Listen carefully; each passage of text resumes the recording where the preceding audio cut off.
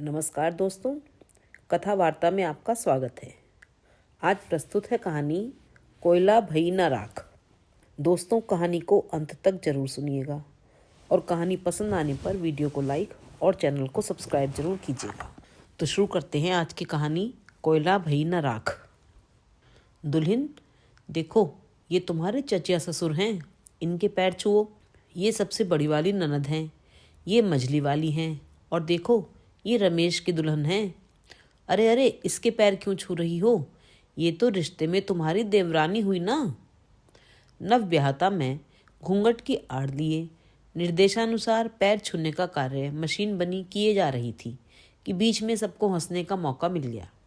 लगभग सभी से मेरा परिचय करा दिया गया। चलो हटो सब, जरा दुल्हन को आराम तो करने दो, थकी हारी होगी, कहते हुए मुझे एक सजे धजे कमरे में पहुंचा दिया। अगले दिन रसोई छुआने की रस्म थी। वे मुझे अब हलवा और खीर बनाने में मदद कर रही थी।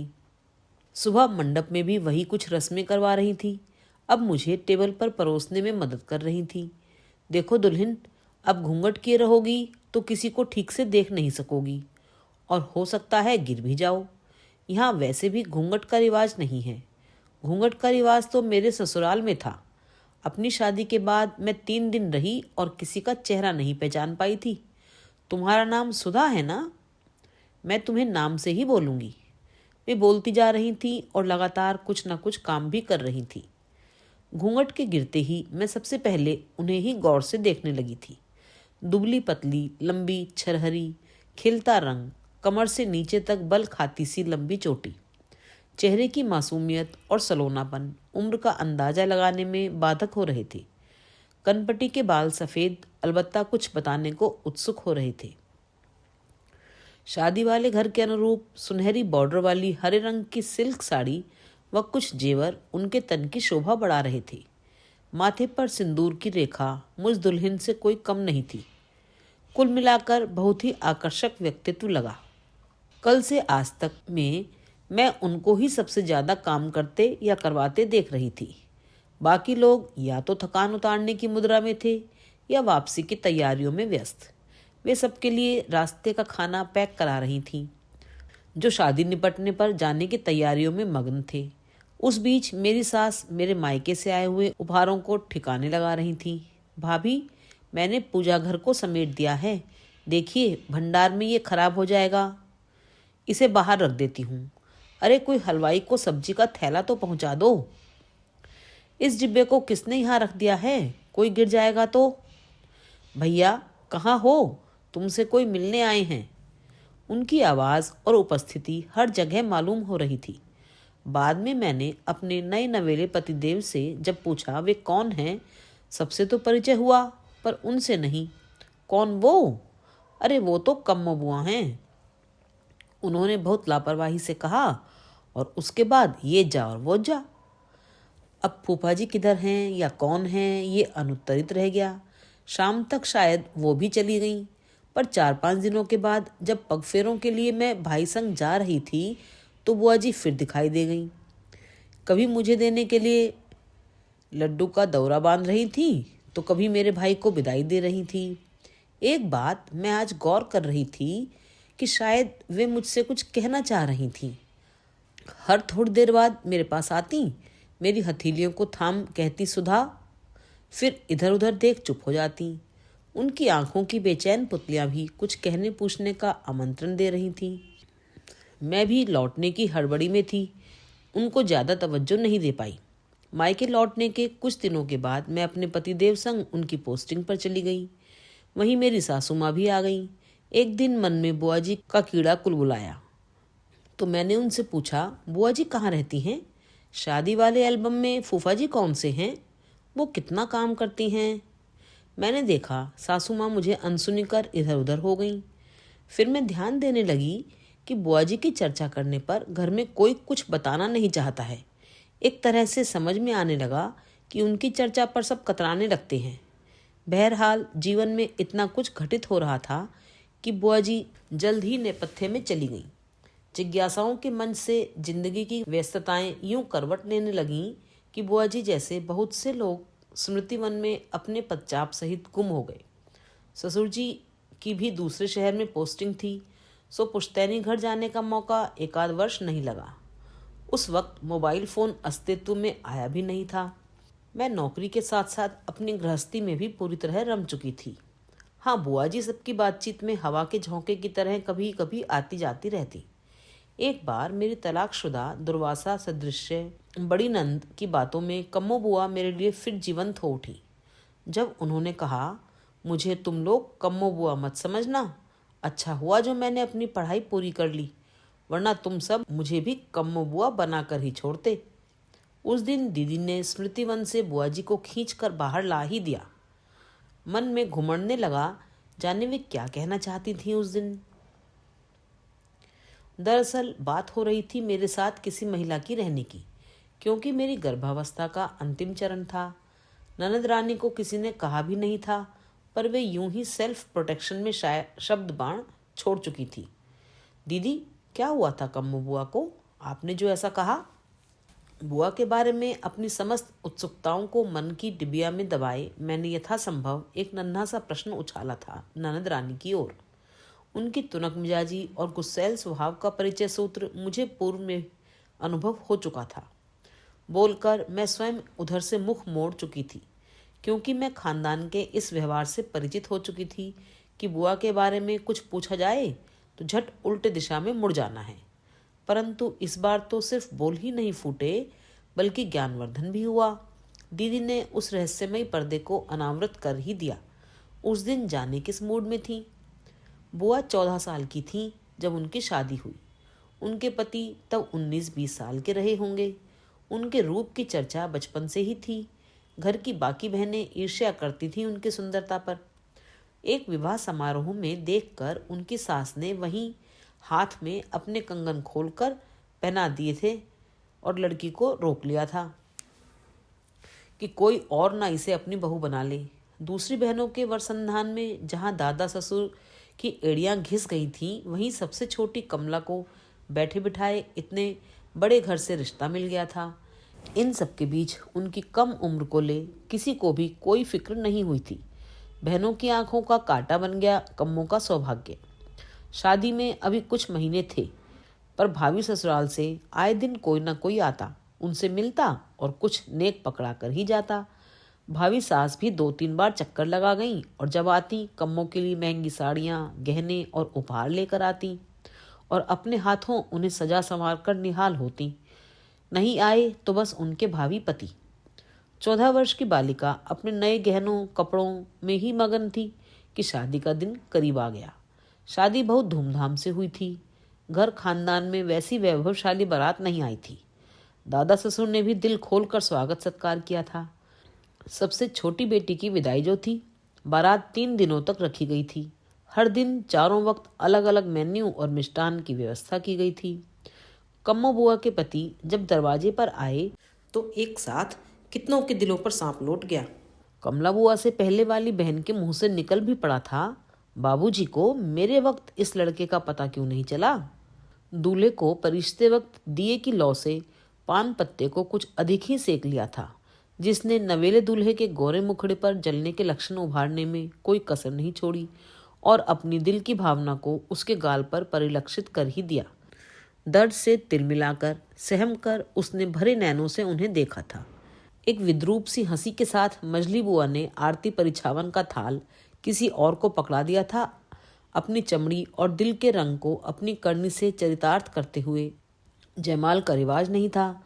फेरों के वक्त भारी साड़ी और उस पर जड़ाऊ चादर के तले दबी सिमटी बुआ कपड़े गहने संभालती हुई दोहरी हुई जा रही थी। किनके संग फेरे लिए, किसने मांग भरी, उसका मुखड़ा तब तक नहीं देख पाई थी। विवाह समाप्त होते होते भोर हो गई। विदाई का मुहूर्त सूर्योदय से पहले का ही था। सो कोहबर की रस्मों को जल्दी निपटाकर खोइचा भर उनकी विदाई कर दी गई। 3 दिनों से मेहमान बने उनिंदे से सारे बाराती झटपट पहले से तैयार बस में जाकर बैठ गए। इतना बताने के बाद मेरी ननद अब बिल्कुल गंभीर मुख मुद्रा अख्तियार कर किसी सोच में डूब चुप हो गई। उनकी भाव भंगिमा देख मुझ पर एक भय सा तारी हो गया। मैं चुप होकर इंतजार करने लगी कि स्वतः ही उनकी अन्यमनस्कता दूर हो। तलाकशुदा अपनी इस प्रोफेसर ननद के कड़क व्यवहार से मैं क्या, सब डरते थे।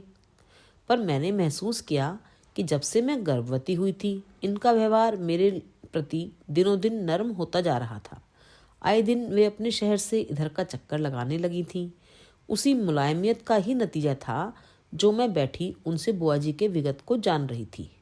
देखो सुधा, अब तुमसे क्या छुपाना, अब तो तुम इसी घर की हो। दीदी की आवाज़ कहीं दूर से आती प्रतीत हुई। हम सब ने भी तो सुना ही है, बस घर पर कोई जिक्र नहीं करता है उस घटना के बारे में। उनके चेहरे पर उगती जा रही गमगीन लकीरें मुझे किसी बड़े रहस्योद्घाटन का संकेत देने लगी थी। बारात विदा कर सब इधर उधर लेटे बैठे थकान उतारने लगे। अधिकतर लोगों को जिधर जगह मिली पैर फैला सोने का उपक्रम करने लगे। हलवाई ने दिन चढ़े कढ़ाई चढ़ा नाश्ते का प्रबंध शुरू किया। अब तक कमला अपने ससुराल पहुंच गई होगी। मंगलाचार स्वागत गीत हो रहे होंगे। यहाँ से रांची कितनी देर लगती होगी? और मांझी घाटी में जाम न मिले तो भी 7-8 घंटे तो लग ही जाएंगे। घर में बातें चल ही रही थीं कि किसी मोटरसाइकिल वाले के रुकने की आवाज़ आई। बड़े जोरों की धम से गिरने की भी आवाज़ आई। अचानक इतना बताकर ननद कुछ क्षणों के लिए चुप हो गई। मुझे अनिष्ट का भान हो गया। उस दिन बारातियों से भरी बस घाटी में पलट गई थी और बारातीगण वापस रांची पहुंचे ही नहीं। दीदी की बातों को सुन मन ऐसा विचलित हो गया कि कुछ और सुनने की उत्सुकता ही नहीं बची। दीदी की आंखों से भी अविरल आंसू बहते रहे। घर परिवार यही होता है ना, सब एक दूजे से जुड़े हुए, सुख दुख के साथी, भागीदार। कुछ ही दिनों में मैं एक शरीर से दो हुई और तब तक बुआ जी भी आ ही गई थी। अब इतने दिनों में ये समझ आ गया था कि उनके बिना यहाँ कोई प्रयोजन पूरा नहीं हो सकता है। फिर धीरे धीरे सब अपनी नौकरियों पर लौट गए। बुआ जी रह गई मेरी और बच्चे की देखभाल के लिए। उसी बीच में हरियाली तीज पड़ी। बुआ जी को पूरे नेम धर्म से व्रत पूजा और साज श्रृंगार करते देख आश्चर्य लग रहा था। किसके लिए ये सुहागिनों वाला पर्व कर रही हैं? किसके नाम की मेहंदी रचाई है इन्होंने? फिर मन ने कहा, अब जिसमें खुशी मिले करना चाहिए। उस दिन गौरी पूजा कर शाम को वे मेरे बगल में लेटी हुई थी। सुधा, मुझे लगभग 40 साल हो गए तीज करते हुए। जाने उस जन्म में क्या गलती की थी। अब कम से कम अगले जन्म में सब ठीक हो, ये कहते उनका गला भर आया। कुछ इंतजार के बाद बुआ जी ने उठकर बैठते हुए पूछा, सुधा, तुम तो रांची से हो ना? जी बुआ जी। अचानक मुझे याद आया, दीदी ने बताया था कि बुआ जी की शादी रांची में हुई थी। कभी जनप्रिय भंडार गई हो, जो MG रोड पर है?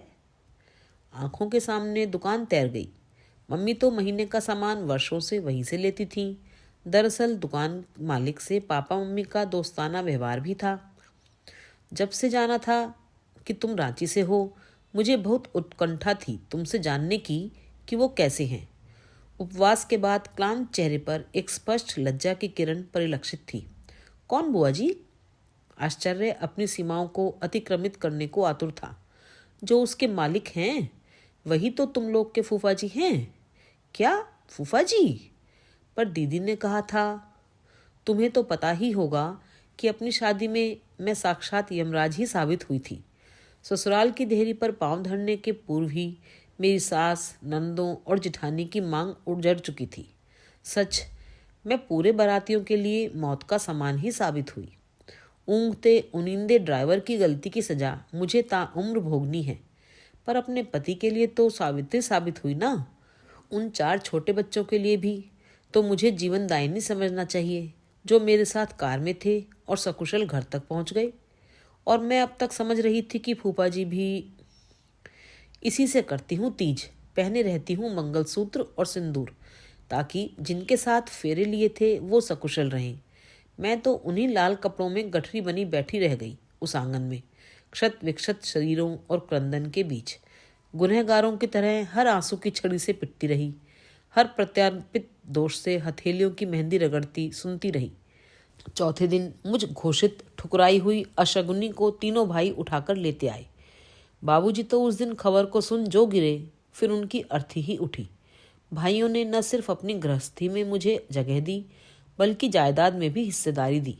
दुनिया के लिए मैं अपशकुनी हुई होंगी, पर मेरे भाई भाभीियों ने हमेशा शुभ कार्य मुझसे ही करवाए। कभी किसी ने मेरे समक्ष चर्चा तक नहीं की। पर मैं भूली ही कब थी। न कभी कोई विदा कराने आया, न कभी किसी ने मेरी फिर विदाई की सोची। चाबियों के गुच्छों के कमर बदल गए, घर के मालिकों के चेहरे बदल गए, पर मैं तो जस की तस रही। न कुंवारी रही, न ब्याहता, सांसें चलती रही, जिंदगी रुकी रही। लकड़ी जल कोयला भई, कोयला भई न राख, मैं पापन ऐसी जली, कोयला भई न राख। सुधा, बताना, जनप्रिय भंडार के मालिक को देखा है? कैसे हैं वो? बुआ जी निर्विकार भाव से बार बार पूछ रही थी, और मेरी आंखों के समक्ष तैर गया जनप्रिय भंडार के मालिक का सुंदर गौर वर्ण, लंबा ऊंचा कद, मुस्कुराता सौम्य चेहरा, जिन्हें मैंने सैकड़ों बार बचपन से देखा होगा। मन ही मन में जोड़ने लगी इन दोनों को। एक सपना बनने बिगड़ने लगा। बुआ फूफा जी को साथ कर देने की स्वप्निल बदरियां तैरने लगी इन पगले नैनों में। पर घर के लोग जब इस विषय पर तटस्थ रहते हैं, तो मैं क्यों 40 वर्ष पूर्व के गड़े मुर्दे उखाड़ने का काम करूं? नहीं बुआ जी, मैंने तो नहीं देखी ऐसी कोई दुकान। मेरे इस सपाट पटाक्षेप पर उन्होंने अविश्वसनीय दृष्टि से मुझे ताका। मैंने पारिवारिक परंपरा को निभाते हुए मुंह घुमा लिया। देर तक अपनी पीठ पर उनके प्रश्नवाचक नयनों के तीर को महसूस करती रही। अलबत्ता अपनी मम्मी से उनके बारे में अवश्य बातें करती रहती। मम्मी ने ही बताया था कि फूफा जी ने दोबारा शादी नहीं की और सारी जिंदगी भाभी, बहनों और दूसरों के बच्चों को पालने में होम किया, मानो कोई प्रायश्चित करते रहे। अब अकेलेपन की जिंदगानी काट रहे हैं। एक बात मम्मी ने और की थी, बरसों से सुप्त पड़ी चिंगारी को हवा देना आरंभ कर दिया था। यदा कदा उनकी पत्नी यानी हमारी बुआ सास का जिक्र छेड़ उनकी वियोग गाथा भी सुना डालती। जो होता है संयोगवश नहीं, बल्कि किसी कारण से ही घटित होता है, और मेरी शादी भी शायद अकारण नहीं हुई होगी इस घर में। इधर कुछ दिनों से मम्मी ने फूफा जी की बीमारी और अकेलेपन की बातें मुझे सुनानी शुरू कर दी थी। जिन रिश्तेदारों के लिए उन्होंने अपनी पत्नी को त्याग दिया था, वे आज उन्हें त्याग चुके थे। लोग तो आजकल माँ बाप के नहीं होते, तो फिर ये तो किसी के मामा थे, किसी के चाचा। समय के साथ सबके घाव भर गए, सब जिंदगी में आगे बढ़ गए। केवल रुकी यहाँ बुआ जी और वहाँ फूफा जी की जिंदगानियाँ। मैंने ऑफिस जाना शुरू कर दिया था। मैंने बुआ जी को वहाँ पुश्तैनी मकान में वापस नहीं जाने दिया। आखिर अकेले ही तो रहना होगा उन्हें वहाँ। हर कोई इतने बरस से उनसे स्वार्थ ही तो साधता रहा था परिवार में। मैं भी अपवाद नहीं थी। नहीं कहूँगी कि मैंने निस्वार्थी रोका था। उस दिन मेरे मम्मी पापा आने वाले थे। हम सब व्यस्त थे कि डोरबेल बज उठी। सुधा, लगता है तेरे मम्मी पापा आ गए। मैं दरवाज़ा खोलती हूँ। बुआ जी ने मुन्ने को गोद में खिलाते हुए कहा। मुन्ने की नानी आएंगी, नानी खिलौने लाएंगी, कहती बुआ दरवाज़ा खोलने लगी। सुधा, देख जरा, कोई आया है बाहर। मैं नहीं पहचान रही। बुआ जी ने रसोई में आकर धीरे से मुझे कहा। मैं रसोई से बैठक में आई तो मानो मुझे करंट लग गया। तभी मम्मी पापा भी अंदर आ गए। बुआ, बुआ आओ इधर। मैंने कम्मो बुआ को पुकारा। बुआ, इनसे मिलो। इनका रांची में जनप्रिय भंडार नाम की दुकान है। अब बुआ के चौंकने की बारी थी। वे आंखें मलती हुई दोबारा हड़बड़ी में बैठक में आ खड़ी हो गई। सच में मेरे मम्मी पापा उस दिन मेरे ससुराल वालों के लिए खुशियों की चाबी लेकर आए थे। कमला, मैं तुम्हें लेने आया हूँ। जो गलती मैंने की है तुम्हारे साथ, उसकी कोई माफ़ी तो नहीं होगी, मैं जानता हूँ, पर जीवन संध्या में तुम संग होंगी तो कुछ प्रायश्चित अवश्य कर सकूँगा। जवानी तो कट गई, पर बुढ़ापा तन्हा काटे नहीं कट रहा। उन्होंने अपनी धीर गंभीर वाणी में कहा। बुआ इस औचक आगत से अवाक थी। अविश्वसनीयता से निढाल हो वहीं एक कुर्सी पर ढेर सी हो गई। बस डबडबाई नयनों से सबको ताक रही थी, जिनमें हजारों हजार सवाल आंसुओं संग सैलाब बनने को आतुर हो रहे थे। जब तक सबने खाना पीना किया, मैंने उनका बक्सा तैयार कर दिया, जिसमें उनके कुछ कपड़े और दवाइयाँ थीं। पर उनके आंसुओं को मैं कैसे समेटती, हजारों तन्हा रातों की बेबसी को कैसे बक्से में भरती। बक्सा तो इतना बड़ा था ही नहीं जो उस इल्जाम को पनाह दे देता, जिसकी मार वह ताउम्र झेलती रही थी। 14 साल की बच्ची के मानस पर छाई उस खौफनाक यादों का मैं क्या करती, जो उम्र के साथ प्रौढ़ ही नहीं हुआ था। उस आस्था और विश्वास का मैं क्या करती, जिसके चलते वो बिना पति का सुख भोग देखे तीज करती रही। फिर बुआ की आंखों का प्रश्न सबको मथने में कोई कसर नहीं छोड़ रहा था कि आखिरकार बुढ़ापे में ही क्यों याद आई। मानो पहले मेरे अस्तित्व की कोई अहमियत ही नहीं थी, ना अब है। मैंने बहुत जत्न किया कि अपनी प्रौढ़ा बुआ सास के आंचल में खुशियों का खोंचा भरूं। बुआ अपने घर जा रही थी। मैं समझ नहीं पा रही थी कि वे खुश हैं या नहीं। विचारों में मग्न वे फूफा जी के साथ कार में जा बैठी। सजा की अवधि भले पूरी हो गई थी, पर सांसों के परिंदे तो कारावास के बाहर उड़ना भूल चुके थे। जिंदगी भर सबने स्वार्थ सिद्धि ही की थी। अब जीवन संध्या में कुछ पल अपने लिए जीने जा रही थीं। शायद राख में कुछ अंगारे जलने से शेष रह गए थे। अभी आप सुन रहे थे कहानी कोयला भई न राख।